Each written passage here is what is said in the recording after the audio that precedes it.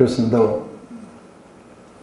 우리의 무너진 삶에 오셔서 생명을 주시고 우리에게 산 소망을 주셨으며 죽음 너머에서 우리의 영원한 삶이 또 온전한 삶이 우리를 기다리고 있음을 우리에게 알려주셔서 감사를 드립니다. 하나님, 늘 주께서 우리에게 행하셨을 때에 우리의 삶은 어땠으며, 그리고 주님을 처음 만나서 우리가 감격 속에 우리가 저 영원한 생명을 처음 봤을 때 우리는 어땠었는지, 그리고 지금 우리는 어떤 삶을 살고 있는 것인지, 이런 모든 것들을 우리가 기억하고 우리가 주께로 날마다 매 시간 돌이켜가기를 원합니다. 하나님, 오늘도 우리가 이 신명기를 통해서 하나님을 사랑하고 온 마음과 뜻과 정성을 다해 사랑하며, 하나님이 가정에 여기는 것을 너희도 가정에 여기며, 하나님이 원하시는 것을 우리가 행하며 늘 하나님을 사랑하고 그리고 의지하고 순종하는 것만 너희들의 축복된 앞날을 보장하며 그리고 영원한 삶을 너희가 경험하는 것일 것이다. 하나님, 오늘 이 메시지들이 우리 안에 그렇게 다가오게 되기를 원합니다. 오셔서 우리의 그런 마음을 다시 한번 새롭게 해주셨고 귀경해 주셨길 기도합니다. 다시 한번 우리 마음이 주께로 향할 수 있도록 도와주시옵고 예수님의 이름으로 기도드립니다.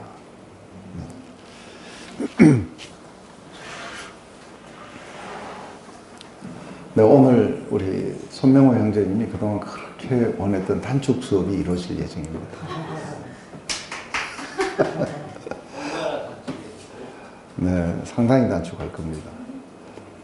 오전 수업 그 정도는 아니고요.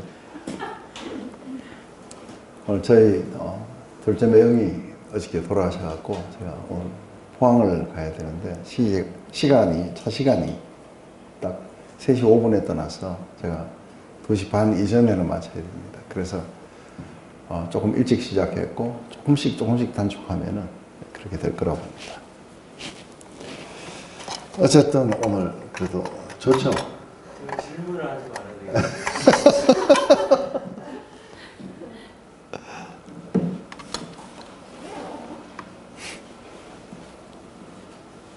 연세가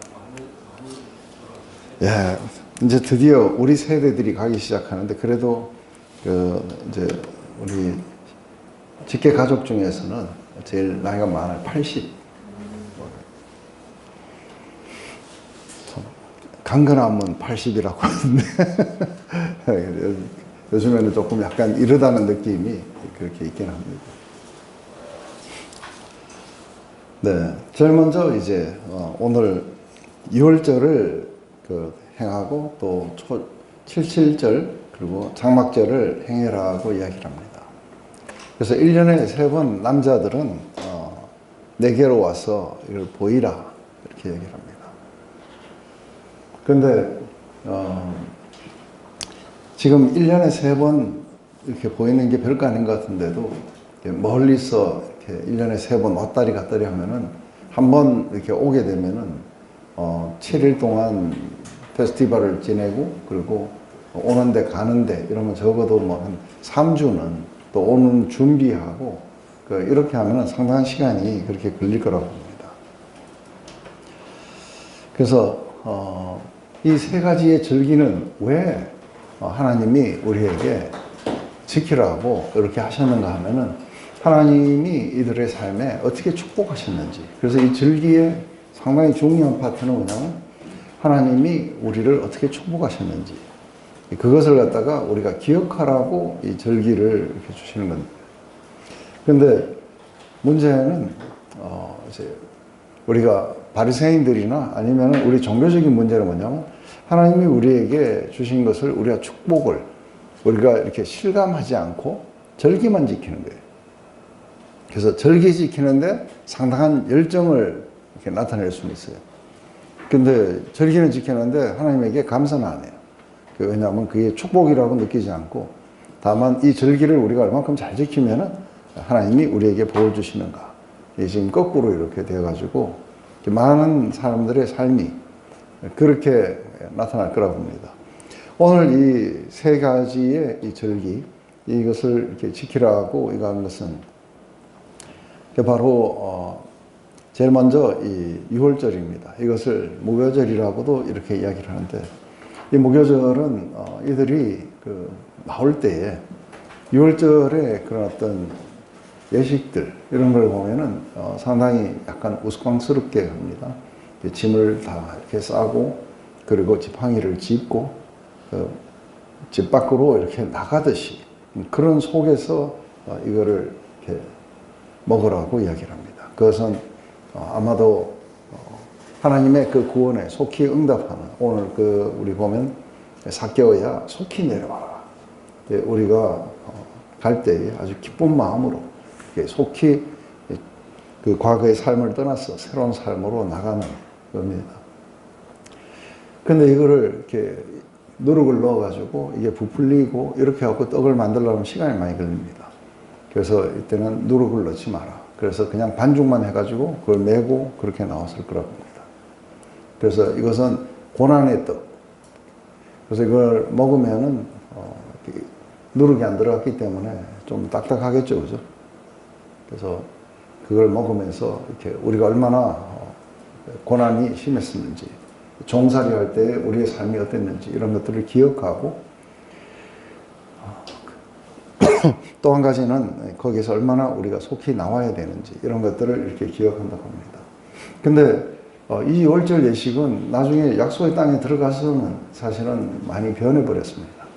그래서 예식 자체가 조금 그 애굽에서의 그것과는 좀 많이 다릅니다. 그래서 이 유월절 예식을 안에 들어가서 했을 때 이게 조금씩 변해가지고 나중에 예수님 당시에는 완전히 변했습니다.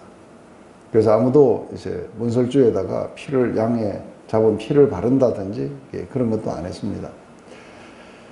무교병을 먹거나 아니면은 양을 잡아 먹는 거는 그대로 이렇게 진행이 됐던 것 같은데, 피를 바르지는 않고 그 대신 이게 포도주로 바뀝니다. 그래서 이게 포도주가 이렇게 지난번에 한번 제가 설명을 해드렸을 텐데, 이게 출애굽기 할 때 아마 설명을 해드렸을 텐데, 네 잔을 그렇게 마십니다. 그래서 포도주를 갖다가 이 유월절 예식 가운데 이렇게 네 잔을 마시게 되는데, 근데 이게 의미는 이게 포도주나 아니면은 그 유월절 어린 양의 피나 동일합니다. 그 의미는 바로 예수 그리스도의 그 흘리신 피, 보혈을 의미했던 것이죠. 그래서 이 포도주를 이렇게 주시면서 이 잔은 내가 너희를 위해서 흘리는 나의 피니 받아 마셔라. 그리고 이 무교병은 고난의 떡이라고 이렇게 했었는데, 이 일주일 동안 또 그 부근에 집안에 있는 모든 누룩들을 다 없애야 됩니다. 그것은 누룩 없는 순수한 바로 예수 그리스도의 삶을 이야기했습니다. 이 떡은 내 몸이니 너희가 받아 먹어라. 그래서 그 떡을 우리는 예수님의 그런 몸으로 알고 삶으로 알고, 그리고 그 피를 예수님의 죽음으로 그렇게 우리는 이해합니다. 그분의 삶과 죽음에서 우리가 생명을 얻고 구원을 얻고, 그리고 이제 우리의 모든 과거의 삶이 청산되고 이렇게 새롭게 나갈 수 있는 그런 것일 거라고 봅니다. 이제 또 하나는 여기서 나오는 7주를 계시할지니 했을 때 이게 이제 77절이에요. 그래서 유월절을 무교절이라고도 하지만 77절은 이름이 많아요. 초실절이라 그러기도 하고, 그리고 오순절이라 그러기도 해요. 그래서 예수님 당시에는 더 이상 77절이라고 하지 않고 그 오순절이라 그러죠. 그래서 뭐 뒤에 가면 뭐 맥추절, 무슨 절 뭐 이렇게 해갖고 이름이 좀 다양하게 나오는데 다 동일합니다. 이것은 약속의 땅에 들어가서 처음으로 이렇게 드리는 제사입니다. 그래서 첫 열매를 맛봤습니다. 근데 이 첫 열매를 맛볼 때 상당히 중요한 것은, 우리가 애굽에서의 우리가 종이 되었을 때와, 그리고 이 약속의 땅에 들어가서 하나님이 주신 그 첫 열매를 맛봤을 때, 그때에 이것을 비교하면서 우리가 얼마나 복 가운데 와 있는지 이런 것들을 기억하라고 이렇게 주시는 겁니다. 근데 이게 이제 조금씩 이렇게 변해갖고 영적으로 이렇게 바뀌게 될 때, 이거는 성령의 오심을 이야기했습니다. 그래서 오순절날이 이름에 불의 혀같이 갈라진 것이 각 사람 위에 있더니 하면서 이렇게 주님이 약속하셨던 그 성령이 우리에게 오십니다. 근데 상당히 중요한 것은 이게 6월절 어린 양의 그 희생으로 말미암아 이들이 구원을 받긴 받았는데, 근데 이 구원이 사실은 광야에서 끝나면은 이들이 구원을 갖다가 제대로 맛을 못 봅니다.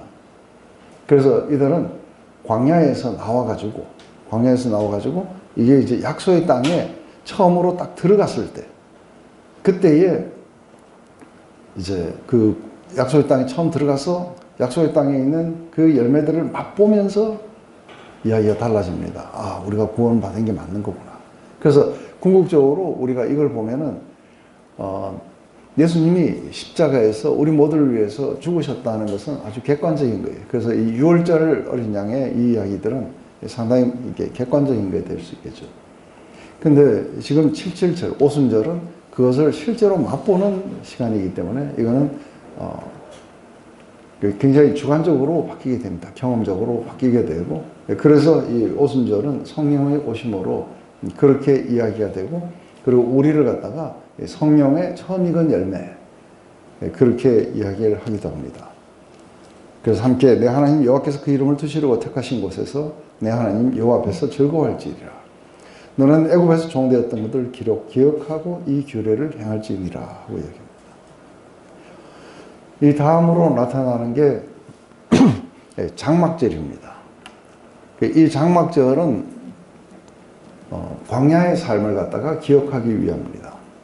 그래서 광야의 삶을 기억하고, 그리고 이 장막절은 대체적으로 어디에 해당이 되냐면, 이 장막절은 오늘날로 이렇게 말하면은 어떻게 본다면 이게 추수감사절하고 비슷해요. 타작마당이 상당히 이렇게 풍성한 거예요. 근데 광야의 삶과 또 이 땅에 들어와서 하나님 주신 그런 어떤 분복 속에서 이 가을에 수확기에 풍성한 것들을 이렇게 거두을 때에, 그때에 그 아주 고난이 깊었던 그런 어떤 장막을 생각하면서 이 모든 것이 하나님이 우리에게 주신 것이다 하는 것을 갖다가 이렇게 기억하게 하는 것이죠. 근데 이 장막절에 상당히 중요한 두 가지 행사가 있는데, 하나는 실로암에서 이렇게 물을 떠다가 성전에다가 붓는 의식이에요. 그래서 이렇게 물을 떠러 실로암 그 연못에 이렇게 가면은 찬양대가 이렇게 서서 보라 하나님은 나의 구원이시라 내가 의리하고 두려움 없으리니 하고가 있는 지금 여기처럼, 그러므로 너희가 기쁨으로 구원의 우물 들에서 물을 기르리라 하면서 이걸 기르가지고, 그래서 이걸 이제 그 성전에다가 갖다 붓는 의식이 있어요. 근데 이것은 광야로 이렇게 가게 되면은 이제 그 반석이에요. 그죠? 반석을 갖다가 팍 치니까 거기에서 물이 나왔어요. 이 반석이 누구냐면 바로 예수님이라고 말씀하시는 거예요. 그래서 바로 이 장막절 마지막 날 예수님이 성전에서 서서하고 외치시는 건 누구든지 목마르거든 내게로 와서 마시라. 네, 그러면서 그 물은 바로 예수님을 믿는 사람들이 받을 성령을 의미했다, 이렇게 이야기를 해요. 그래서 이 물에 관한 이야기, 그 다음에 하나는 불이에요. 예, 하나는 불인데 그 밤에 불기둥으로 이렇게 인도를 하셨다고 해서 이게 그래서 여기에 보면은 성전에 이제 성전 여인의 뜰, 그죠? 여인의 뜰 거기에 이렇게 양 사방에 기둥에다가 커다란 이렇게 밭이 놓고 대제사장이 있던 그 옷을 갖다가 심지 삼아가지고, 그래서 올리브유를 채워가지고 불을 밝힙니다. 그러면 아주 밤에 이렇게 불야성같이 이렇게 됩니다. 이것은 바로 이게 광야에서 깜깜할 때에 하나님이 불기둥으로 우리를 인도하셨다는 것을 이야기를 하십니다. 잠깐만.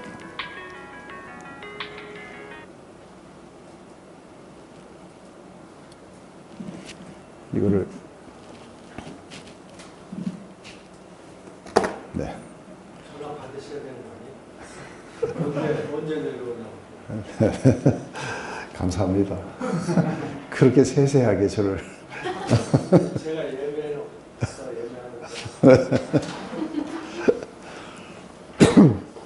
근데 이게 이제 굉장히 그 환하게 이렇게 밝히는 불을 밝히는 그 여인의 뜰에서 무슨 일이 일어나냐면 가늠한 여인을 붙잡아 오신 거예요. 그래서 가늠한 여인을 붙잡아 가지고 이걸 돌로 칠까요 했을 때 죄 없는 자가 먼저 돌로 치라. 그래서 이들이 다 물러가고 그리고 그 여자에게 나가서 그렇게 용서를 하시고 나서 금방 하시는 말씀이 뭐냐면 나는 세상의 빛이다 하고 말씀하세요.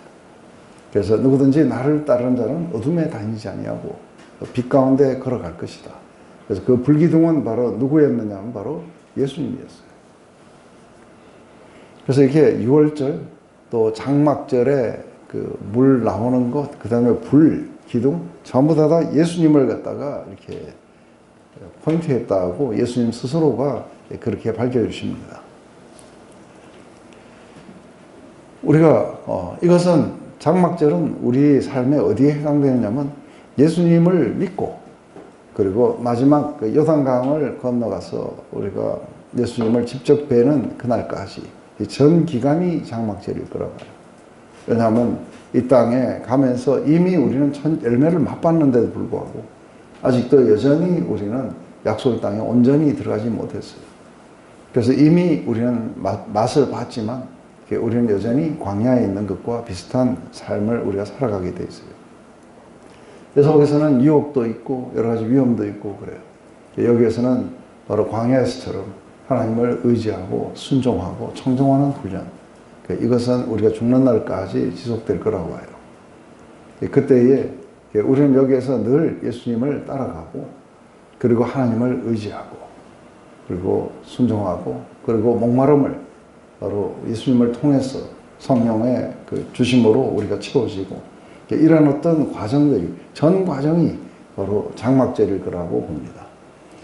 그래서 너희 모든 남자는 1년에 3차 곧 무교절, 77절, 초막절에 내 하나님 여호와의 택하신 곳에서 여호와께 보이되 공수로 여호와께 보지 말고 각 사람이 내 하나님 여호와께서 주신 복을 따라 힘대로 그 물건을 드릴지니라. 우리가 공수로 왔다는 건 뭘 의미하느냐 했을 때 우리는 축복받은 게 없다는 뜻이에요. 그래서 우리의 의식 속에 축복받은 것에 대한 감사가 없으면은 그 다음부터는 우리가 하나님께 뭔가 예물을 드린다든지 이렇게 되는 것은 전부 다 하나의 뭐랄까요 종교적인 그런 의무같이 이렇게 느껴져요. 감사로 제사를 드리지 않고 우리가 의무처럼 이렇게 느껴져서 뭔가를 이렇게 드리려고 노력을 할 거라고 봐요.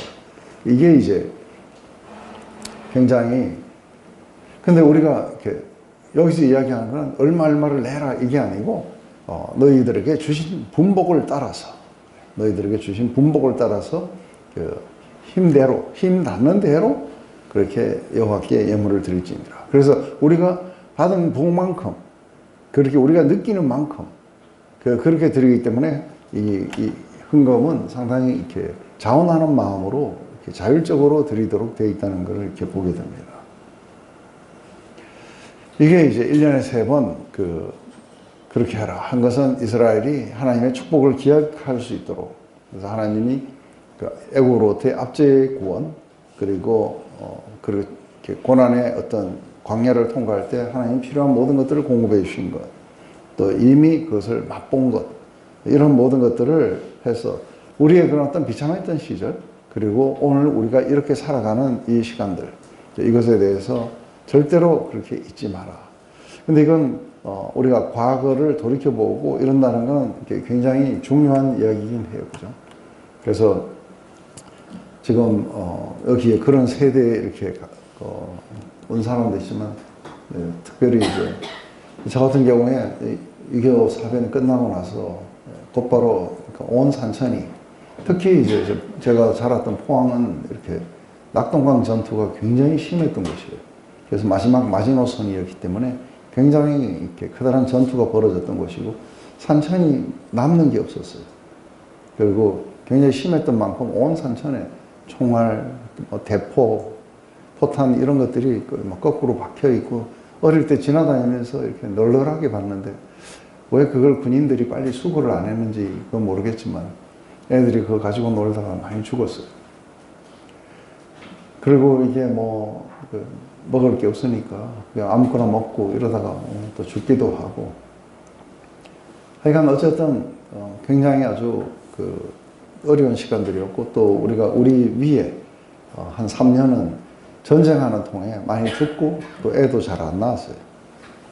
그러다 보니까 갑자기 우리 때에 몇 배가 나온 거예요. 그러니까 그냥 교실이 없어요.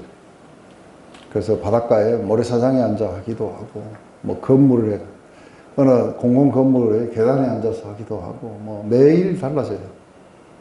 이렇게 해서 국민학교 이 저학년을 갖다가 이렇게 맞춰야 되는 거죠. 이런 어떤 것들 미군들이 지나가면 할로야 쪼그려 달라고 쫓아다니고 이렇게 했던 그런 시간들. 근데 참 밴쿠버에서 골프를 치고 그리고 형님과 맥주를 한잔하면서 옛날 이야기를 하면 참 어마어마한 축복 속에 있는 거예요. 옛날 그걸 보면 어떻게 우리가 여기까지 왔어 이런 걸 즐기고 이런 것들이 이렇게 가능하다고 생각을 했을까 하는 것이죠. 이걸 이렇게 두 개를 비교를 해보면은 우리가 얼마나 축복된 가운데 있는지를 우리가 이렇게 알 수 있을 거라고 봐요.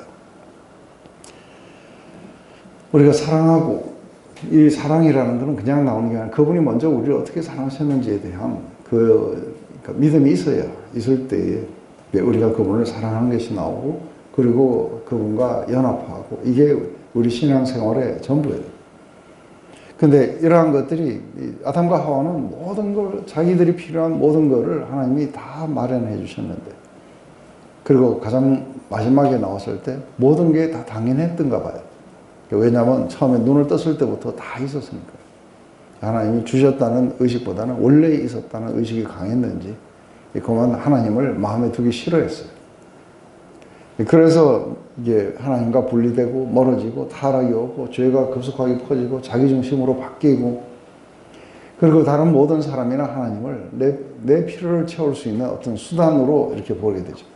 그 결과 공동체는 사라지고 외로움은 아주 깊어지고 공허해지고 그리고 꺼질 줄 모르게 이런 가운데 여전히 공동체를 이루러 서로로 다가가 보지만 그 속에는 자기중심성들이 서로 작용하면서 결코 하나됨을 이루지 못하고 있다는 겁니다. 하나님을 우리가 이렇게 인간끼리 연합을 해야 하나님의 모습이 나타나는데 근데 인간끼리 연합한다는 건 상당히 이렇게 요원해진 거죠. 그걸 가지고 억지로 만들어 보려니까 이게 서로 어비주하는 일들이 일어나게 되고 합니다. 근데 하나님이 우리를 축복하신 것을 우리가 경험하고 우리의 마음이 하나님을 사랑하게 되면 이게 역순으로 다 일어나요. 그래서 결국은 우리 안에 공동체가 일어나게 되고 그 속에서 하나님의 모습이 반영되고 그리고 공동체적으로 하나님을 사랑하고 연합하고 이런 것이 교회라고 지금 이야기를 하는 것이죠. 그 속에 모두가 다 내 생각과 또 너의 생각이 뭐냐 이런 것이 중요한 게 아니라 하나님의 뜻이 무엇인지 그래서 하나님이 우리에게 보여주신 대로 우리가 보여드리고 그리고 하나님 말씀하신 대로 우리가 말하고 우리를 본 자는 하나님을 봤다. 이렇게 할 수 있는 것이겠죠. 근데 제가 한 5분 시간을 드릴 테니까 여기에 대해서 한번 3355로 모여셔가지고 제일 좋은 거는 한 3분이 모이면 좋겠다. 그죠? 3분이나 2분. 그거 하면 4분. 이렇게. 한번 모여가지고 여기에 대해서 한번 논해보세요. 네. 하나님이 왜 자신에게 영광을 돌리라 하셨을까 했을 때 예수님이 직접 말씀하세요. 요한복음에서 너희가 각자의 영광을 사람으로부터 오는 영광 각자의 영광을 그렇게 생각하니 어떻게 나를 믿을 수 있겠느냐. 결국은 우리의 영광을 조금이라도 추구한다는 것은 궁극적으로 하나님을 믿지 못하는 가운데로 우리를 이렇게 데려갈 거라 봐요. 결국은 네?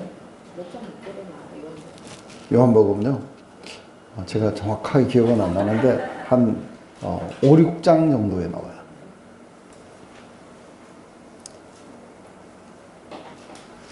모두가 다 근데 우리가 진짜 영광스러워질 수 있는 이렇게, 네?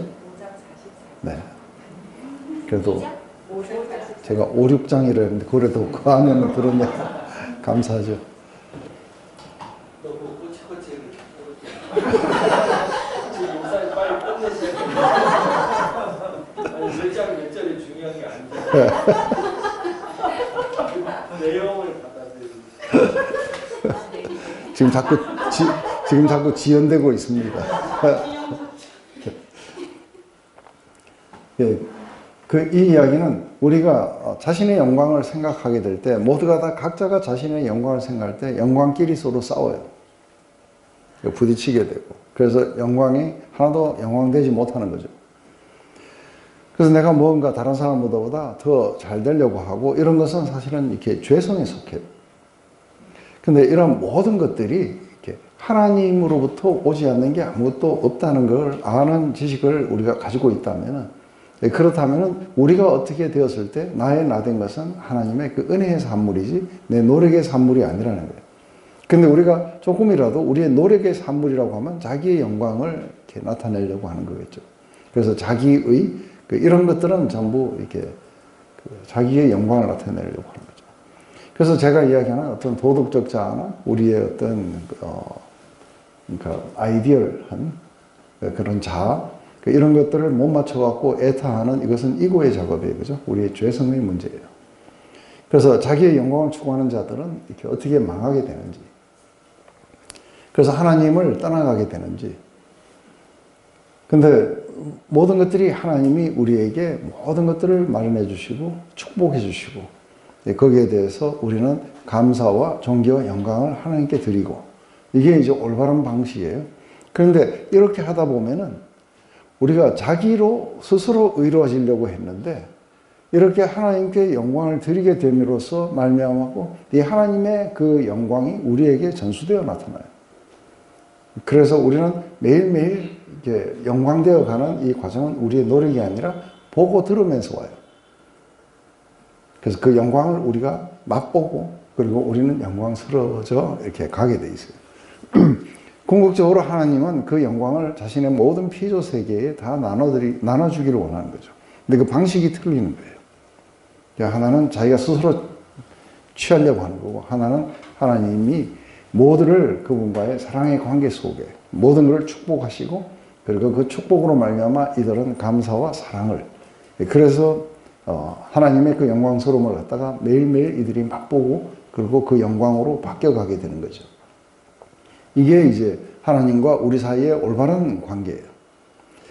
그래서 이걸 보면은 우리는 우리의 모든 그 갈망, 또 아니면은 우리의 사랑, 그리고 생각, 이런 모든 것의 중심에 하나님을 우리가 두게 되면은 온전한 인간으로 이렇게 변해지게 된다는 거예요. 그렇게 되면은 우리가 온전하게 하나님을 이렇게 반영하게 될 수 있다고 보는 거죠. 이 뒤에 이제 나오는 이 모든 법들, 그래서 신명기에 나오는 모든 법들은 하나님의 영광을 어떻게 반영하는가. 그래서 이 처음에 이렇게 15장까지는 굉장히 15장이 16장까지죠. 16장까지는 굉장히 포커스가 어디에 가 있느냐면 하나님이 어떻게 축복하셨는지. 그래서 1계명에 많이 가 있어요. 하나님을 이렇게 사랑해라. 이렇게 사랑해라. 그래서 이렇게 하나님이 너희를 축복하셨고 이렇게 축복하시고 그걸 기억해라. 그리고 거기에 올바른 반응으로 감사와 사랑과 순종을 그분에게 드려라. 이게 이제 그 16장까지 이야기했다면 이 뒤에 나오는 무슨 법들, 너희들은 이렇게 해라 저렇게 해라 하는 것은 바로 우리가 하나님을 보고 들었던 것을 어떻게 우리의 삶에 반영할 것인가 하는 이야기가 나와요. 그래서 이 뒤부터는 나오는 게 하나님을 사랑하는 것이 이게 이제 이웃 사랑으로 어떻게 나가야 되는지에 대해서 그 이야기가 되는 것이죠. 그래서 하나님을 사랑하는 게 없다면은 이 모든 것들은 자기 영광을 위해서 사용될 거예요. 그래서 내가 얼마나 잘 지켰는지, 내가 얼마나 여기서 의롭게 살았는지, 이렇게 하면서 자기 영광 쪽으로 나아가게 되는 거예요.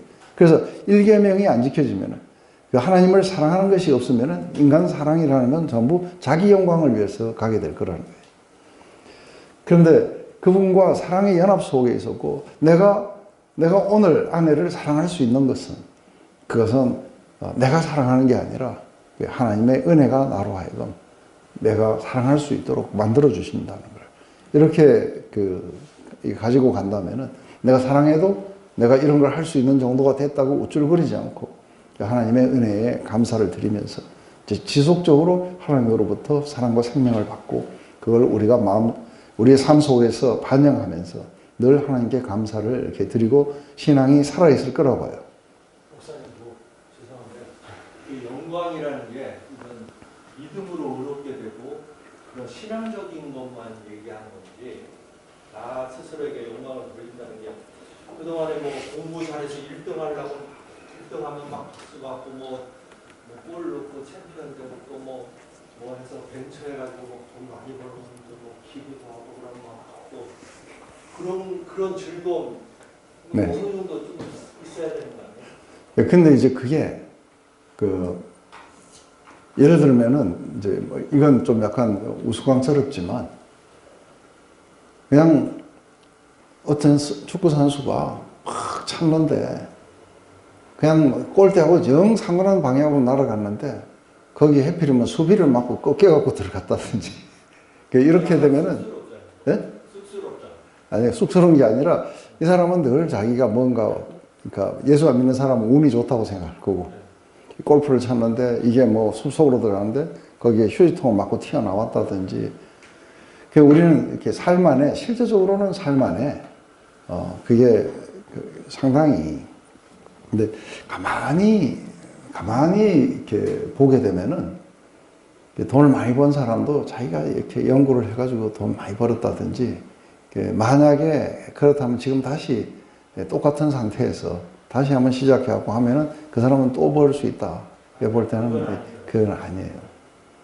그리고 참 이렇게 공부를 잘하는 것도 친구 따라 강남 간다고 어떻게 하다 보니까 그 친구 만나갖고 갑자기 공부를 열심히 하게 되기도 하고, 이런 것을 보면은 자기가 뭐 어릴 때부터 공부를 그렇게 아주 잘해가지고 착실하게 그렇게 한 사람도 있지만, 근데 그 공부를 하기 위해서 삶을 망친 사람도 많아요. 그래서 공부는 잘하는데 아무것도 못하는 사람들, 삶을 제대로 못 사는 사람들도 많고, 이런 것들은 우리가 영어로 뭐라 하냐면 geek이라고 그래요. geek. geek이라는 게 뭐냐면은, 이게 주로 이제 우리보다 중국 사람들이 자녀의 학부 열풍이 훨씬 더 강한 거 아세요? 그래서 이게 한국 사람들하고 비교가 안 돼요. 그래서 두드려 잡아가지고 공부만 시키니까 전부 다 이렇게 차이니스 애들, 이거 뭐냐면 geek이라고 그래요. 이제 이게 들고 공부만 하러 다닌다고. 걔네들은 그렇게 사는 거를 굉장히 이제 바보처럼 산다 이렇게 보고 있어요. 왜냐하면 얘네들은 운동도 하고 봉사도 해보고 뭐 여러 가지 해보고 이렇게 해갖고 대학을 가면은 비교가 안 되게 얘네들이 빨라요. 서양 애들이 더 빨라요. 근데 이거는 공부밖에 모르는 거예요. 이런 거는 아니라고 봐요. 그죠? 그래서 우리가 하나님이 우리에게 축복된 이런 것을 했을 때, 예를 들어서 사도 바울이 자기가 세운 교회가 몇인 줄 아느냐고 이렇게 이야기한다면은 자기 영광을 구한 거예요. 그런데 보면 자기는 맨날 도망 다니는데 도망가는 곳마다 교회가 생겨요. 여기서 두드려 맞아갖고 저쪽으로 가면 저기 교회 생기고. 이게 하나님의 능력이. 그래서 왜 나는 맨날 이렇게 두드려 맞고 다녀야 됩니까? 하고 이야기했을 때, 네가 약할 때 그때 내 파워가 네 안에서 완성되기 때문이다. 이건 세상의 개념하고 많이 달라요. 그리고 이게 글로리라는 거는 그런 어떤 세상의 글로리가 있지만, 하나님 안에서의 글로리는 우리가 상상도 하지 못하는 죄인을 위해서 목숨을 내려놓는 하나님의 이야기. 이런 속에서 우리는 그 글로리를 이렇게 보게 되는 거죠. 우리가 어떤 도덕적인 노력을 통해서 가는 것과, 그리고 사랑 속에 온전히 자신을 갖다가 이렇게 주는 하나님의 그런 사랑. 이런 것들이 이제 비교가 안 되는 거죠. 그럼 이건 우리 삶에서도 막 1등 하려고 1등 얻어서 영광 받으려고 하는 그거는 그렇죠. 그거는 자기 영광을 추구하는 것이겠죠. 자기가 즐거워서 네. 근데 어떤 사람은 이렇게도 해요. 하나님의 사랑이 너무 감동스러워가지고, 그래서 자기 삶을 이렇게 환자들에게 그 평생을 갖다 자기가 바치고 싶다 해서 그 의대를 가는 애들이 있어요. 얘네들은 의대를 가서 나오면 자기의 돈을 버는 쪽으로 가는 게 아니라 다른 사람들을 섬기는 쪽으로 이렇게 해요. 그런 사람들은 안 보이는 것 같아요. 진짜 그 하나님의 영광을 이렇게 보여주는 사람들은 잘 안 보이고, 네. 그래서 반응적 율법주의가 결국은 자기로 빠지고 위험한 게 네, 제가 여기 뭐예요, 테헤란에 가면은 이렇게 인터컨티넨탈 호텔 그 정면 보면은 거기 2층에 이철규 이대경 치과가 있어요. 그 이대경 그 치과가 제 이제 후배예요. 예, 이 부부가 다 서울대 치대를 나왔어요. 근데 제가 1990년에 우리 하와이에서 만났어요. 끝나고 어디를 가냐 했더니 이제 원래도 그렇게 거기서 하다가 왔어요. 거기 어디죠? 연길에서 이 탈북자들 치료하고 뭐하고 이렇게 하다가 거기 와가지고, 그리고 끝나고 이제 너는 어디로 가냐니까 다시 중국으로 간다 하더라고요. 그래서 중국으로 갔는데 가서 자기가 어떤 뭐 필요를 느껴가지고 다시 이제 캐나다 와서 이제 제가 졸업할 때쯤 들어왔어요. 그래갖고 우리 교회에서 이렇게 사역하고 그러면서 지속적으로 이제 끝나고 나서 이제 중국으로 들어갔는데 추방당했어요. 그래서 지금 건국대학교 그 후문에 거기에다가 중국 교회를 만들었어요. 그러면서 지속적으로 이렇게 치과를 하면서 텐트 메이커죠. 이렇게 돈을 벌어가지고 이제 그 교회를 하고, 그리고 중국에 들어가서 이제 오지 같은 데 가서 이렇게 말씀 전하고 돌아오고, 부부가 다 그렇게 살아요.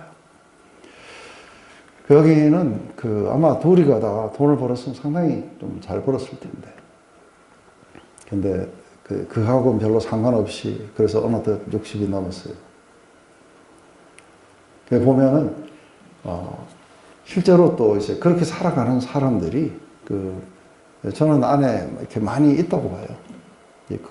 자기 영광보다는 자기가 받은 그 은혜 때문에 이렇게들 나가서 많은 세상에 결여된 것을 위해서 살아가는 사람들 많이 봤어요.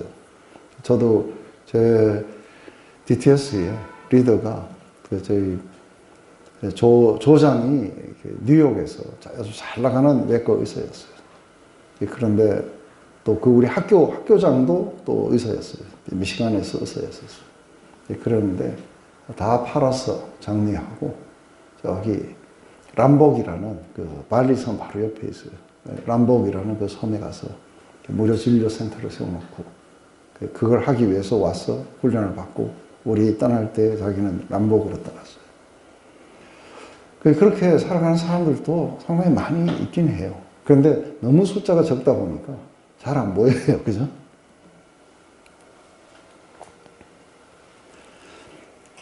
하나님을 이렇게 사랑하는 게 없으면 전수되는 게 없어요. 그래서 우리가 오늘 포스트 모더니즘은 부모 세대가 이렇게 우리에게 페인풀한 걸 남겨줬다 해서 이거 단절시켜버려요. 그렇듯이 하나님이 우리를 어비주한다 싶으면 다 단절시켜버려요. 근데 하나님이 우리를 사랑하시고 축복하신다고 하면은 우리는 단절이 아니라 이어져요. 그죠? 그래서 마치 이렇게 세대로 계속해서 그들의 문화나 가치관이나 이런 것이 전수되듯이 이렇게 하나님으로부터 전수되어 오게 될 거라 봐요. 이렇게 향유를 부은 여인, 하나님과 사랑의 은혜 관계에서 비로소 도덕적 잠에서 깨어나서 하나님의 영광을 봤어요. 그리고 그리스도 안에서 하늘 아버지가 자신처럼 더러운 그런 자들을 사랑하신 것을 자기가 보기 시작했어요. 그러자 그분을 향한 그 사랑이 일어나게 되고, 그리고 이제는 더러운 창녀에서 이제는 거룩한 하나님을 예배하는 자로 그렇게 바뀌게 돼요. 이것은 그러면서 이제는 그분의 그 사랑이 이 여인을 통해서 마구 전파될 거예요.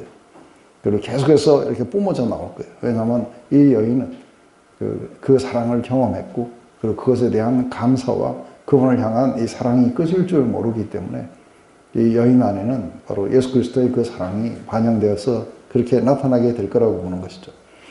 바로 이걸 통해서, 이런 사랑을 통해서 하나님은 우리를 이렇게 통치하신다고 봐요. 그래서 이게 바로 우리가 하나님을 그분과도 연합하게 하고, 그리고 이웃과도 연합할 수 있도록 그렇게 우리를 영광스러운 모습으로 바꿔주는 것은 바로 이러한 부분이라고 봐요. 이게 이제 우리가 하나님으로부터 받은 사랑, 축복, 그것에 우리가 감화 감동이 일어나고, 그리고 그분을 향한 그 사랑 속에 자신의 모든 것들을 드리고 싶고, 그리고 그 사랑이 다른 이웃을 향해서도 그렇게 뿜어져 나가게 될 거라고 보는 거죠.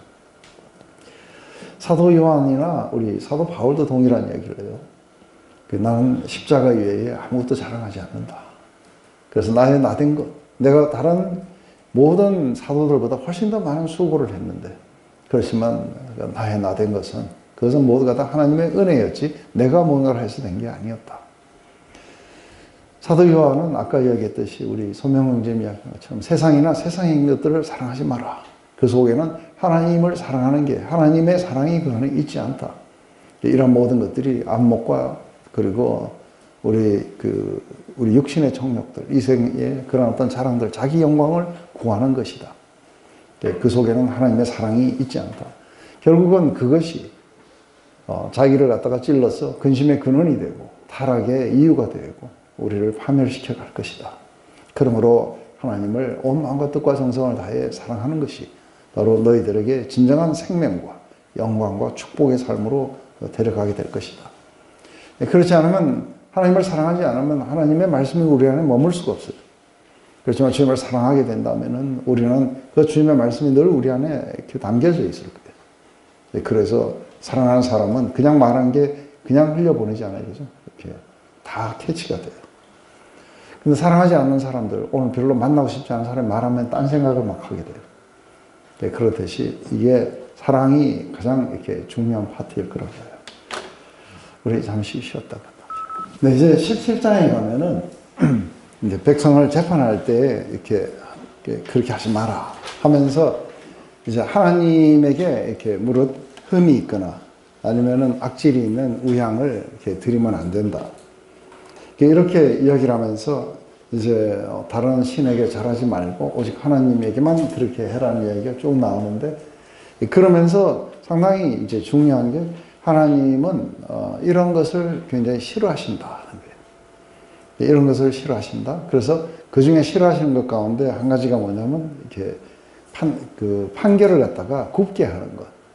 그래서 외모로 보고, 그리고 또 뇌물을 받고 이렇게 해가지고 판결을 이렇게 굽게 한다든지 이런 것은 그 하나님이 보실 때 악이다. 그래서 그 악을 이렇게 제거하라, 악을 제거하라 하면서 너희 중에 그 악을 제거하라는 이야기가 앞으로 이제 계속해서 나오게 될 거예요. 근데 이 가운데 한 가지 굉장히 중요한 거 뭐냐면 이제 그 모든 판결, 우리가 어떤 공동체 안에서 어떤 문제가 생기면 이거를 판결을 할 때 그때에 우리가 상당히 이렇게 중요한 파트가 있어요. 그 중요한 파트는 뭐냐면 이 판결을 어떤 식으로 내려야 될까 했을 때 오늘날에 이제 교회를 말하는 거예요. 교회가 어떤 문제가 생기면 이걸 판결을 내려야 돼요. 근데 많은 사람들이 판결을 내릴 때 민주주의를 택해요. 그래서 이거를 디스커스를 해요. 특별히 이제 이게 그 당회나 이런 데를 갔을 때에 거의 대부분이 디스커스를 해요. 그러면 디스커스가 나쁘냐 했을 때 디스커스 자체가 나쁜 게 아니라 이 디스커스에 상당히 그러니까 많은 것을 차지하고 있는 게 뭐냐면 인간의 유력자들이에요. 거기에는 이 디스커스에는 늘 팔이 안으로 굽도록 돼 있어요. 맞아요? 네, 그래서 이게 편파적으로 되어 갈 수밖에 없어요. 자기들은 공정하다고 이야기하지만 이게 진영 논리에 사로잡힌다든지 이렇게 하면 자기들 유리한 쪽으로 뭔가 이게 결정이 되게 돼 있는 거예요. 그런데 여기서 한 가지 그 한 부분은 뭐냐면 이렇게 만약에 판결하기가 어려운 게 나타나거든 했을 때 어디를 가야 되냐면 제사장한테 가야 돼요. 왜 제사장한테 이걸 데리고 가야 되느냐 하면은 이 제사장은 이제 이 율법을 갖다가 이렇게 공부하는 사람들이에요. 그 상당히 중요한 게 뭐냐면 이 사람들은 하나님의 뜻이 뭔가를 갖다가 이렇게 생각을 해야 되는 사람들이에요. 그래서 오로지 하나님만을 섬기는데 몰두해 있는 사람들이기 때문에 보통은 뭐 농사를 짓거나 이렇게 하면은 이렇게 율법을 갖다가 자세하게 이렇게 공부를 못 해요. 그죠? 근데 이 율법 안에는 뭐가 나타나냐면 하나님의 그런 어떤 뜻이 나타나게 돼요. 그러면은 모든 판결들이 어떻게 해서 일어나야 되냐면은 바로 하나님의 뜻에 의해서 이렇게 판결이 돼야 돼요. 그런데 어느 것이 하나님의 뜻일까를 찾지는 않는 거예요. 거의 대부분은 어느 게 옳은가를 찾아요. 그래서 어디로 가느냐면 인간의 도성으로 데려가 버려요. 근데 이제 제가 처음에 저희 이제 윌링덤 교회에 처음 이제 갔을 때, 심호했을 때, 그때 이제 우리 교회는 그러니까 목사도 장로로 초대돼 갖고 뽑히면은 장로가 돼야 돼요. 그래가지고 제가 목사를 하다가 1년 있다가 장로가 됐어요. 목사 겸 장로예요? 예, 그 목사는 제가 해야 되는 거고, 이거는 뭐 기간이 없어요.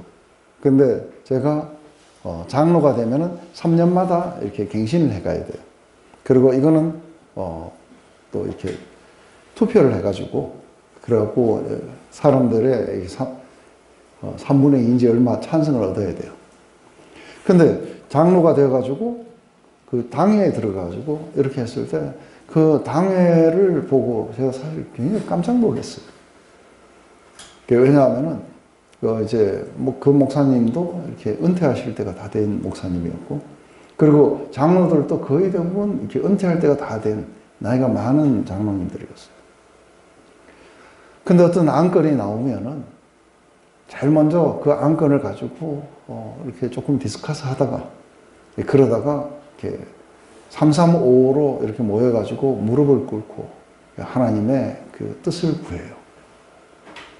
하나님의 뜻을 구하고 그러고 나서 그 안에서 쉐어하고 그러다가 누군가가 하나님의 뜻이 이게 맞겠구나 하는 게 나오면은 이제 전체가 다시 모였을 때 그때 또 공개를 하고 이러면서 제일 중요한 건 뭐냐면은 결국은 그게 하나님의 뜻이 그 말씀 안에 나타난 하나님의 뜻이 최종적인 승리를 거둬요. 그래서 그게 정해지고 이게 아직도 이렇게 모호하다 싶으면은 그래서 전원 일치가 나와야 돼요. 그래서 처음엔 전원 일치가 나와가지고 이게 교회가 진행이 되나 이렇게 생각을 했어요. 근데 전원 한 명이라도 반대하면은 미뤄져요. 40명이나 되는데. 근데 그 일치를 이루어가는 걸 봐요. 그건 왜냐하면은 이 장로들이 하나님의 뜻을 따라서 하겠다는 그런 어떤 마음이 있는지가 그게 장로를 뽑을 때 상당히 중요한 것. 그래서 사실은 그런 어떤 당회를 하다가 상당히 많이 이렇게 눈물도 나고 그리고 은혜 속에 하나님의 뜻을 발견하고 그 나누면서 많이 서로 이제 울기도 하고 막 그래요. 이런 걸 보다가 얼마 안 가가지고 한 몇 년 지나고 난 뒤에 이제 그 담임 목사가 바뀌었어요. 은퇴를 하시고 이제 새 목사님이 들어오고 그리고 이 나이 많은 목사님들은 이렇게 이제 다 은퇴를 이제 장로님들은 은퇴하고 젊은 장로들이 들어왔어요. 이게 다 CEO들이었어요. 그때부터 시작해갖고 이제 그 불꽃 튀기는 디스커스가 일어나는 거예요. 그러면서 아주 그냥 지루한 공방이 이뤄지고 막 하는 거예요. 그래서 이게 아니지 않냐. 이게 지금 뭐 하는 거냐. 교회가 교회가 하나님의 뜻을 구하고 미니스트리 해야 되는 거지. 이게 무슨 뭐 회사 경영하는 거냐 뭐냐. 근데도 이게 통하지가 않아요. 그래서 그냥 난 이제 장로는 그만두겠다고. 그러고서는 이제 그다음부터 안 갔어요. 결국은 불꽃 튀어가지고 결국은 쪼개졌어요. 그러니까 그 앞에 그러니까 이제 이렇게 은퇴하고도 여전히 교회를 나왔던 분들, 이런 분들은 그렇게 서로 이렇게 저를 보고 붙잡으면은 울어요. 교회가 잘못된 방향으로 지금 나가고 있는 것 같다고. 이게 지금 이제 이렇게 판결, 어떤 공동체니까 분명히 판결이 있어야 되고 또 공동체를 갖다가 이렇게 결정해야 되는 그런 일이 있을 때에 그때에 이렇게 외모로 본다든지 눈을 어둡게 하기 위해서 뇌물을 받는다든지 자기 쪽으로 일을 한다든지 그러지 말고 이게 어려운 게 있으면 제사장에게로 가라. 레위 사람 제사장에게로 가고 그들이 내게 가르칠 거라는 거예요. 그래서 궁극적으로 하나님은 신정국가, 하나님이 다스리시는 통치하시는 국가에는 상당히 중요한 게 지금 이렇게 재판을 하고 판결을 하고 이러는 사람들이 하나님께 순종되어 있어야 돼요. 맞아요? 그래야 하나님이 판결을 해주시는 거예요. 그래서 하나님은 공의로 판단을 하실 거고. 그래서 하나님의 그 공의로운 판단이 바로 그분에게 순종하는 사람들을 통해가지고, 사랑하고 순종하는 사람들을 통해가지고 이게 전달되게 될 거라는 것이죠. 그래서 그 뜻에 이렇게 어기게 되는 사람들, 이런 사람들은 공동체 안에서 사라져야 되겠죠. 백성이 살아가야 되는 기준이 뭐냐면 이 율법인데, 율법을 문자적 적용이 아니라 그 율법을 통한 하나님의 그런 어떤 뜻이에요. 그죠? 그래서 그 속에 하나님의 백성이 살아가야 되는 삶이 그렇게 해서 나타나게 되는 거죠. 그래서 우리가 어떤 디스커스를 한다든지 이럴 때에도 상당히 중요한 것은 하나님의 뜻을 아는 게 제일 중요하겠죠. 그래서 사도 바울은 계속해서 이제 어떤 것들을 정할 때에 십자가로 다 풀어가요. 그죠? 십자가로 풀어가고. 그래서 이게 일반적인 어떤 논리라든지 아니면은 세상적인 어떤 기준 이런 걸로 이야기하는 게 아니라 모든 걸 십자가로 풀어가요. 그러면서 세상적 지혜 속에 판단해갖고 하는 거를 사도 바울은 그것은 아주 천한 초등학문들이다. 그러면서 너희들은 그런 것에서 벗어났어. 모든 지식과 지혜의 보호가 감춰진 바로 그 예수 그리스도께로 와야 된다.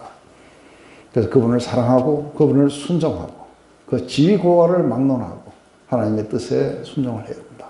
그래서 하나님을 사랑한다는 것은 감정적인 것을 의미하는 게 아니라 하나님이 싫어하는 것을 우리도 아니다 하고 하나님이 이것을 하라고 하시는 것은 우리가 즐겨하고 그래서 하나님과 이런 것을 통해 가지고 뭐가 나오냐면 그분의 백성들의 삶 안에 하나님처럼 되는 거예요. 하나님이 싫어하는 걸 우리도 싫어하고 하나님이 좋아하는 걸 우리도 좋아하고 하나님이 좋았더라 하면 우리도 좋았더라. 그죠? 이게 이제 어떻게 일어날 수 있냐면 하나님을 사랑하고 순종하는 것이겠죠. 그래서 이건 내가 가증하는 게 여기는 것이니 너희들도 가증하게 여기고 그 악을 너희 가운데서 제거해라. 그래서 만약에 이게 악을 제거하지 않게 되면은 우리는 하나님이 아닌 다른 것을 쫓게 될 것이라는 거죠. 그래서 하나님을 사랑하지 않는 것이 악의 근원이 될 것이다. 그래서 그 모든 근원들을 이렇게 제거해라 이렇게 나와요. 요 다음에 이렇게 왕에 대한 이야기가 나와요. 근데 여기에서 보면 왕은 어떻게 해야 되는지 할 때 제일 먼저 네 형제 중에 한 명이라 해야 된다는 거죠. 그런데 여기 보면 왕된 자는 말을 많이 두지 말 것이요 말을 많이 얻으려고 그 백성을 애굽으로 돌아가게 말 것이니 이는 여호와께서 너희에게 이르시기를 너희가 이후에는 그 길로 다시 돌아가지 말 것이라 하였습니다. 아내를 많이 두어서 그 마음이 미혹되지 말 것이며 은금을 자기를 위하여 많이 쌓지 말 것이라. 그가 왕위에 오르거든 레위 사람 제사장 앞에 보관한 이 율법서를 등사하여 평생에 자기 옆에 두고 읽었어.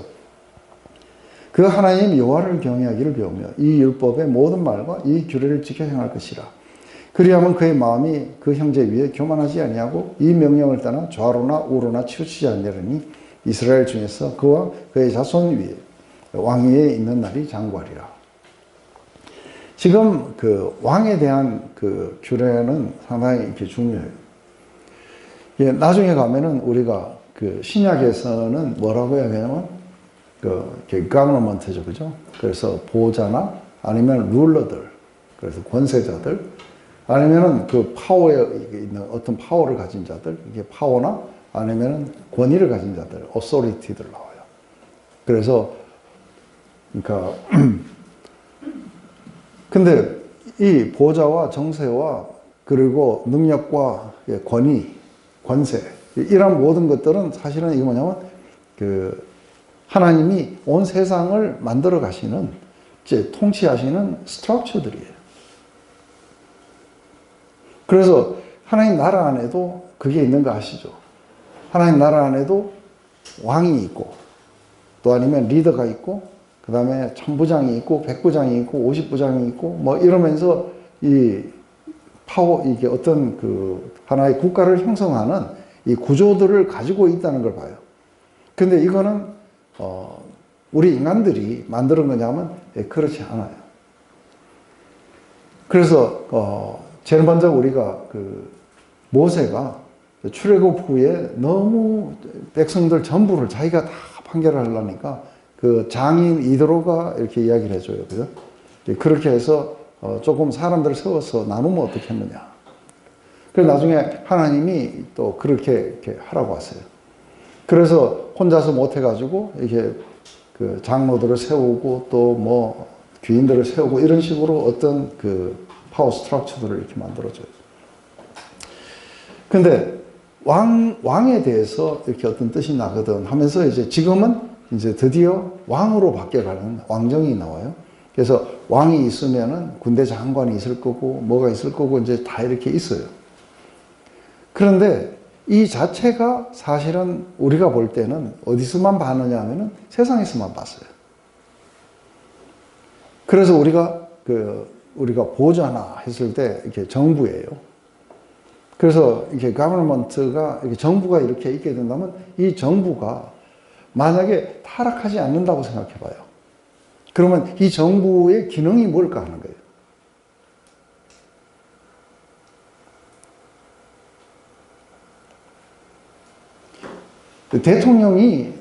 대통령을 왜 뽑아요? 뭐 단체로 뭘 좀 하려고. 네. 근데 대통령을 뽑는 거는 대통령이 사리사욕을 치열하고 뽑는 게 아니라 이 대통령이 백성을 이런 식으로 섬기라고 이렇게 뽑아요. 그죠? 그래서 실제로 대통령은 뭐를 해야 되냐면 그 백성들을 이렇게 섬기도록 만들어진 거죠. 그런데 지금 하나님 나라 안에 들어와서 순수한 파워 스트럭처를 한번 봐봐요. 그래서 보면 왕이 해야 되는 게 뭐냐면 은금을 많이 가진다든지 말을 많이 가진다든지 이런 것들은 뭐냐면 점점 자기 파워를 키워가는 거예요. 근데 왕이 말도 없고 아내도 한 명이라 해야 돼요. 거기다가 은금도 많이 가시면 안 돼요. 이게 이제 법에서 그렇게 가지지 말라고 하는 거예요. 그러면 자기 파워가 하나도 없는 거예요. 그런데 뭐를 해야 되냐면 율법책을 등사해가지고 늘 자기 옆에 두면서 늘 어느 게 하나님의 뜻인지를 봐야 돼요. 그래서 이 왕을 통해서 지금 뭐가 이렇게 이 백성들에게 전달되냐면 하나님의 뜻이 전달돼요. 하나님의 통치가 이 왕을 통해서 흘러가도록 되어 있는 거예요. 이게 원래 정부고 그리고 종교 지도자들이고 전부 다 그렇다는 거예요. 그런데 여기에 죄가 들어오면 어떻게 되냐 하면은 이 권위는 자기를 높이기 위해서 사용이 돼요. 그 왕은 군림하려고 할 거예요. 그래서 파워를 가지게 되면 사람들을 억압할 거예요. 그래서 우리는 이게 타락한 권위 파워들을 받기 때문에 어떻게 하냐면 우리가 그 권위가 있다.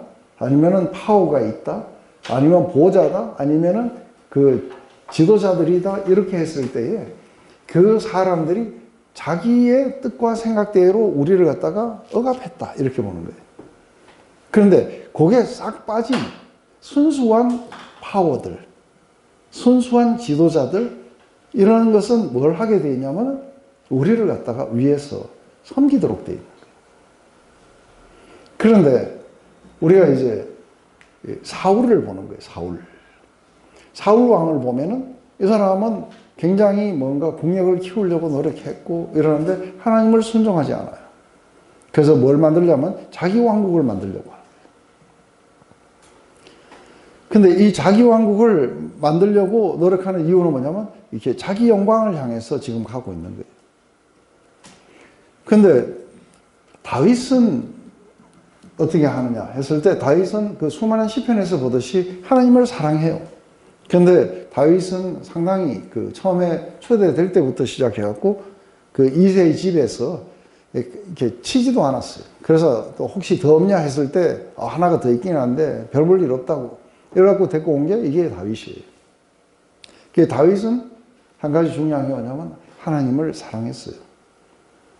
그래서 인간적인 약점은 상당히 많았어요. 그래서 바세바와 또 그런 일도 일어나고 했는데 그때도 하나님이 그렇게 심각하게 안 다루세요. 인간의 약점에 대해서 심각하게 안 다루시는데, 그런데 인구조사한 건 굉장히 심각하게 다루세요. 왜냐하면 인구조사는 하나님을 사랑하고 의존하는 게 아니라 자기를 의존하는 쪽으로 돌아서는 그 순간이었기 때문에 그것은 아주 심각하게 이렇게 다rum을 받아요. 근데 그 뒤에 이게 이 다윗은 상당히 하나님 나라 안에서의 그나마 부족했지만 하나님 나라 안에서의 가장 높은 파워에 가야 되는 사람은 어떤 사람이어야 되는지에 대한 전형을 말해준 거예요. 그래서 어떤 왕이 올 거라는 거예요. 그래서 그 왕을 갖다가 포인트했기 때문에 다윗의 자손이에요. 근데 그 왕은 누구냐면은 자신을 갖다가 비우는 왕이에요. 하나님과 동등됨을 취하지 않고 자신을 비워버리세요. 그리고는 이 땅에 오셔서 인간이 되셔서는 죽기까지 순종하는 왕이었어요. 그런데 이 나라에서 보면은 이 왕이 백성을 위해서 죽어요. 자기를 버리는 거죠. 그리고 목자가 양을 위해서 목숨을 버리게 돼요. 이게 보호자와 그리고 지도자와 파워와 이게 권위의 전형적인 것이에요. 이렇게 해서 하나님의 그 뜻이 바로 이 지도자들의 자기 죽음을 통해 가지고 이 땅에 모든 백성들에게 고루 미치게 하기 위한 것이 바로 리더인 거예요. 이게 왕인 거죠.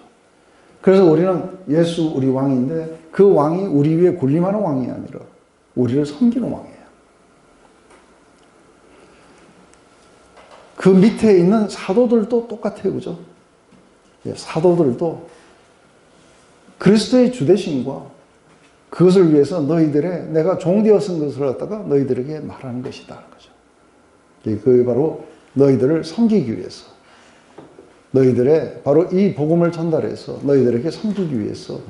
그래서 자기에게는 파워가 있다고 그래요. 자기에게는 권위가 있다고 그래요. 그런데 자기에게는 파워가 있고 권위가 있는 걸 자기는 무척 자랑스럽게 생각한다는 거예요. 왜냐하면 이 권위는 너희들을 그렇게 어비스하는 권위가 아니고 파는 권위가 아니고 너희들을 세워주는 권위라는 거예요. 그래서 주장하지 않고 그래서 너희 믿음을 내가 주장하려는 게 아니라는 거죠. 너희가 이미 섰습니다. 그래서 너희의 그 믿음의 기쁨을 돕는 자로 내가 섬기고 싶다는 거예요. 이게 파워 스트럭처의 정말 아름다운 진수가 하나님 나라 안에서 보여지는 거예요. 예수 우리 왕. 그는 볼품도 없어요. 그죠? 가진 것도 없고. 그래서 아무도 그를 위대한 왕으로 우리는 보진 않아요. 그렇지만 그분은 우리를 사랑하셨어요. 그리고 그 아버지의 뜻을 따라서 자신을 온전히 주신 왕이에요.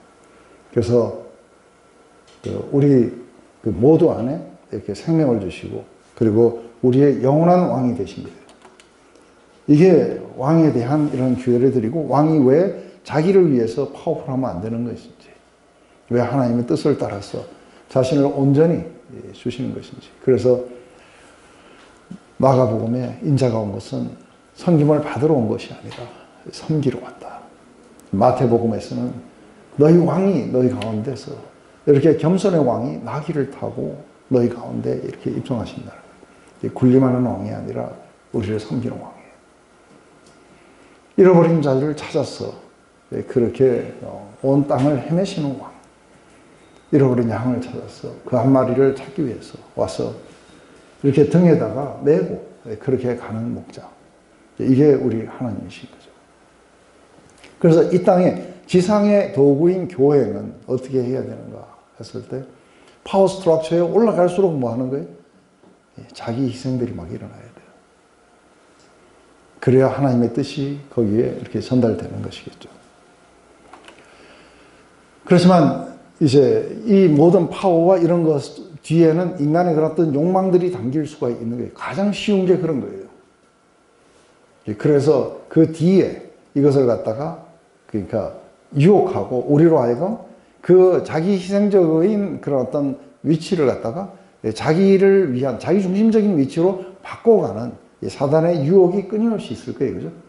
그래서 이 자체를 그러니까 이런 권위라든지 그 국가의 권위라든지 이런 자체가 나쁜 게 아니라는 거예요. 그래서 로마서 13장에 가면은 이 권위 자체는 너희가 순종을 해야 된다는 거예요. 그렇지만 그 뒤에 이것을 끊임없이 타락으로 이끌어가는 어둠의 세력이 있다면은 우리는 그 세력에 대해서 우리가 싸워야 된다. 그렇지만 그 인간들은 아니라는 거예요. 그래서 우리의 그런 싸움은 혈과 육에 대한 것이 아니고 바로 이러한 어떤 공중권세 잡은 자들 이런 것들에 대한 우리들의 싸움들이 일어나게 된다. 그렇다면은 우리가 교회 지도자들을 위해서 기도를 한다든지 하는 것은 그들을 갖다가 지속적으로 자기 욕망으로 이끌어가는 그 유혹을 갖다가 물리치게 해달라고 하고 그들이 올바른 권위를 나타낼 수 있도록. 그래서 섬기는 리더라는 건 바로 그 파워를 이렇게 줘서 그래서 그 백성들이 그 파워를 가지고 스스로를 갖다가 이렇게 할 수 있게 되겠죠. 이게 이제 하나님의 뜻에 순종하는 왕. 이게 우리 예수님의 그 이야기이죠. 이건 결국은 궁극적으로 그 리더를 통해서 하나님이 그렇게 사랑으로 은혜로 그 백성들을 갖다가 이렇게 통치하게 될 거예요.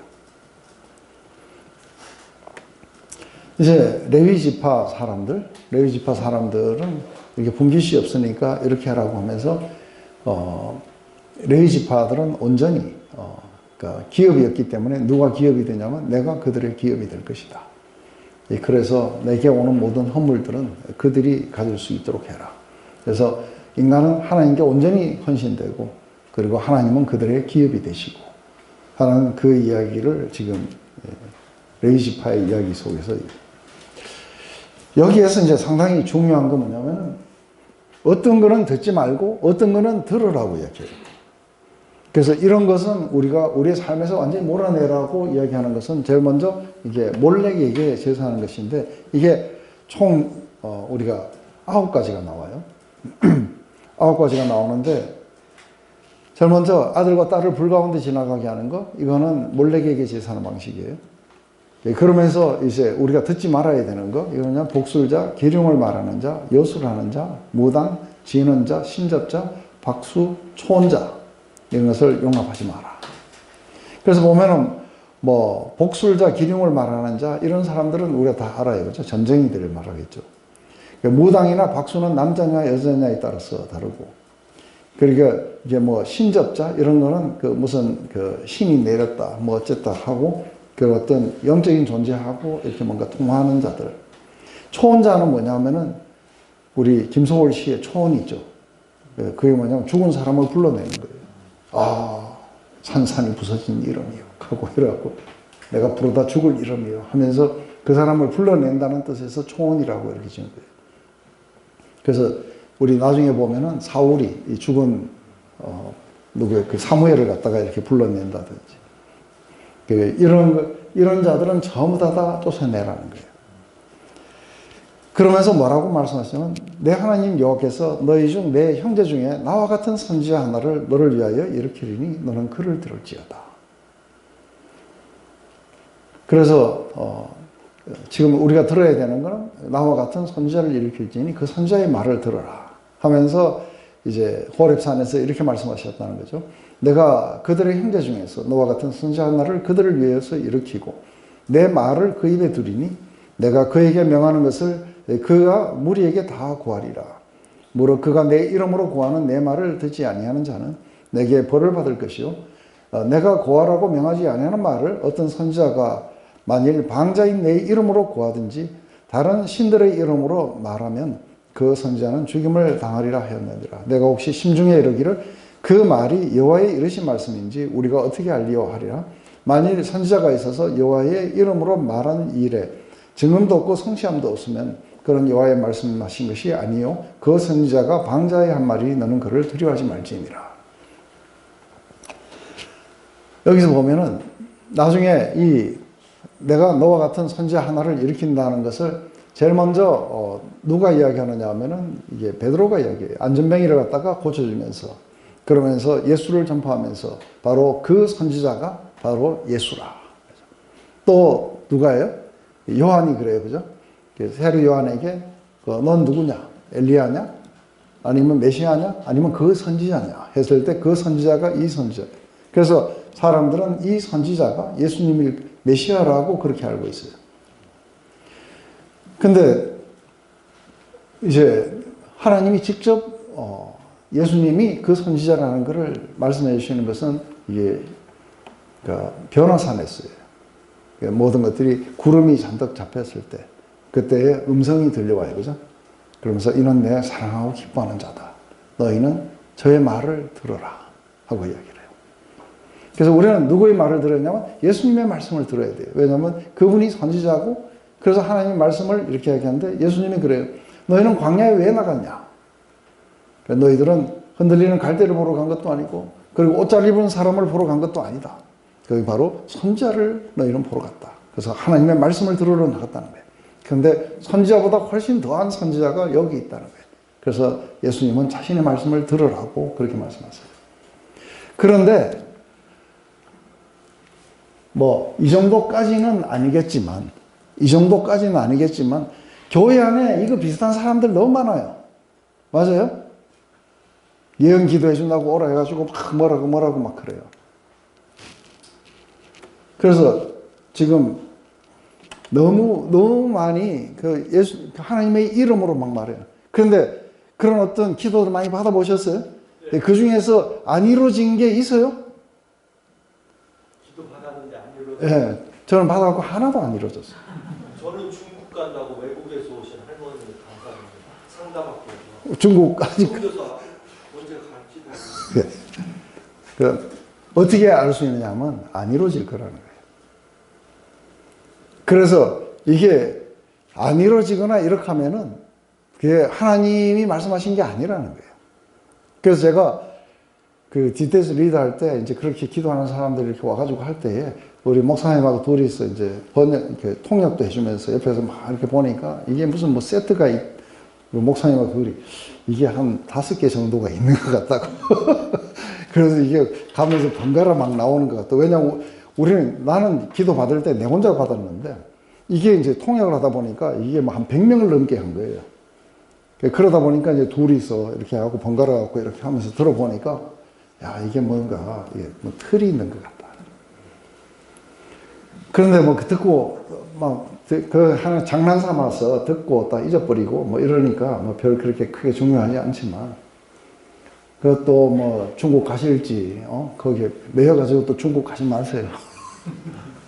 지금까지 안 이루어졌으면은 이제 중국에 여행을 가시긴 할 거예요. 네. 그렇죠. 내 이름으로 방자히 말하는 거. 이런 거는 듣지 말라고 하시는 거예요. 누구 말을 들어야 되냐면 예수님 말을 들어야 돼요. 하나님의 말씀이에요. 그죠? 그래서 제가 옆에서 우리 교회에서도 아주 그런 거 잘한다고 소문난 사람이 있는데 이 사람이 이제 스텝으로 들어온 거예요. 그래서 한번 우리를 위해서 기도해봐라.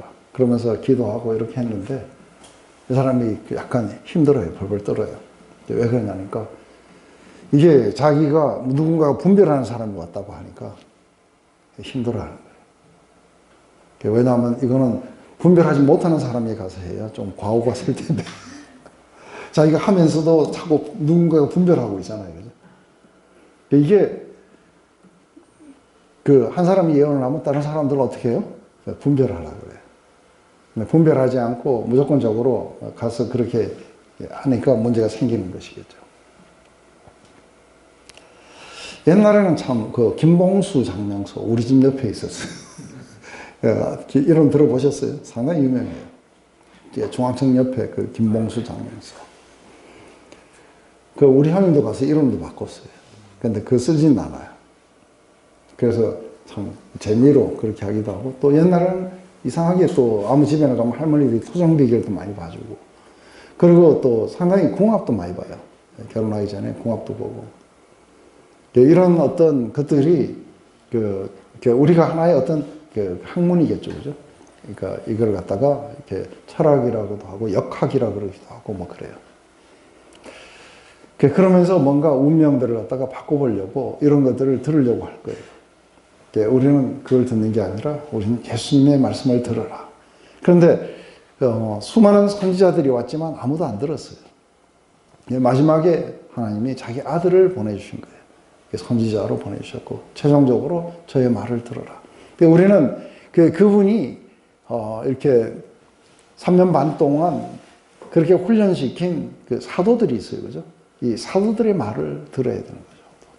그래서 예수님이 사도들에게 말씀하시고 이 사도들은 예수님의 말씀을 온 세상에 전하고 우리는 그분의 말씀을 들어라. 근데 참 다행인 것은 뭐냐면 구약의 모든 선지자들이 말한 게 기록되어 있고 신약에 우리 사도들이 이야기한 것도 기록되어 있고 예수님이 직접 말씀하신 것도 다 기록이 되어 있어요. 그래서 이 성경이 바로 하나님이 우리에게 하시는 말씀이라고 이렇게 우리가 받아들이게 되겠죠.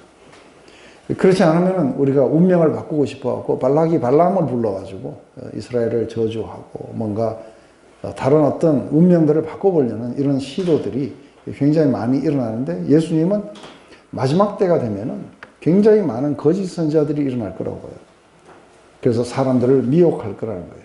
악한 자의 임함, 사단의 역사를 따라 능력도 표적도 이런 어떤 기적과 이런 모든 속임으로 멸망하는 자들에게 임할 것이다. 저희가 진리를 사랑받지 아니하여 구원을 얻지 못할 것이다. 이것은 왜 이런 게 일어나게 되냐면은 양과 염소를 가를 때에 그럴 때에 진리를 사랑하지 않는 사람은 그런 쪽으로 많이 가야 돼요. 그래서 아직도 그런 쪽이 훨씬 더 이렇게 더 신빙성이 있다고 생각하고 예수님 말씀을 듣지 않을 거예요.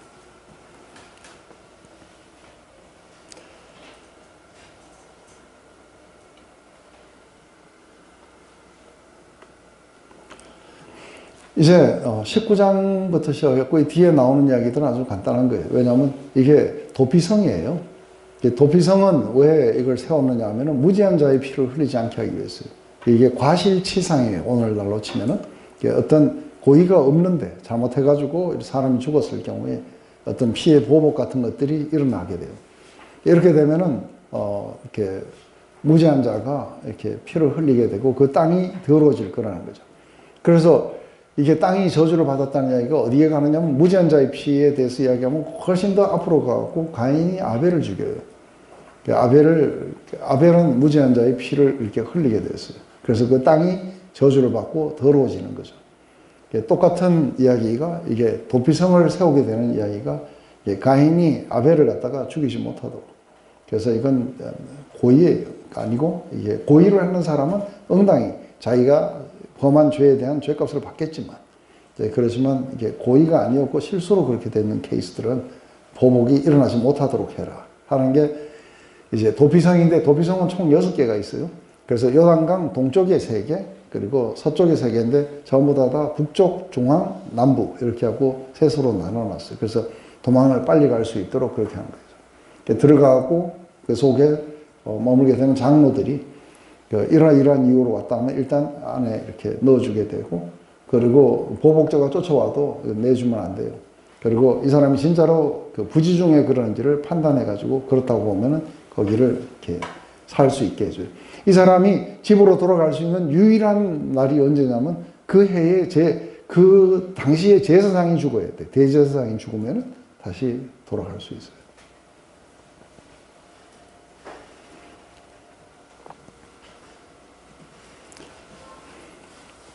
지금 이제 우리 오늘 여기까지만 하고 이거 하게 되는데, 위정에 대해서 이야기해요. 위정에 대해서.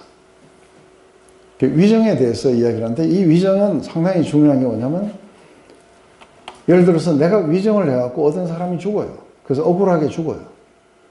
그래서 이 위정은 그러니까 하나님의 뜻이 이 땅에 이렇게 통치가 일어나지 못하도록 막는 거짓들인 거죠. 그런데 여기에서 한 가지 중요한 게 뭐냐면, 우리가 나오는 말이 여기 있어요. 그죠? 여기 뭐냐면, 생명은 생명으로, 눈은 눈으로, 이는 이로, 손은 손으로, 발은 발로다 하는 거 뭐냐면, 이 위정을 해가지고 사람이 죽으면, 만약에 억울하게 어떤 사람이 죽으면 그 사람을, 위정한 사람을 죽여야 돼요. 위정을 해가지고 어떤 사람이 눈을 잃으면 이 사람도 눈을 잃어야 되고, 이것은 보복의 이야기가 아니에요. 이거는 배상의 이야기도 안 하고, 아니고, 이 사람이 고의로 거짓말을 해갖고 어떤 사람에게 어떤 그런 파괴와 이런 것들이 일어났다면 그 파괴 일어난 그대로 자기가 당할 거라는 거예요. 이렇게 해서 악을 제하라고 하는 거예요. 그래서 이게 거짓, 이런 것들이 이 안에서 일어나지 않도록, 그래서 이런 걸로 인해 가지고 문제들이 일어나지 않도록 악을 제거하라. 이런 모든 것들은 하나님이 싫어하시는 것이다. 네, 우리 오늘은 여기까지 마치고 식사하러 가겠습니다. 우리 갔다가 한 50분 정도에 오면 좋겠습니다.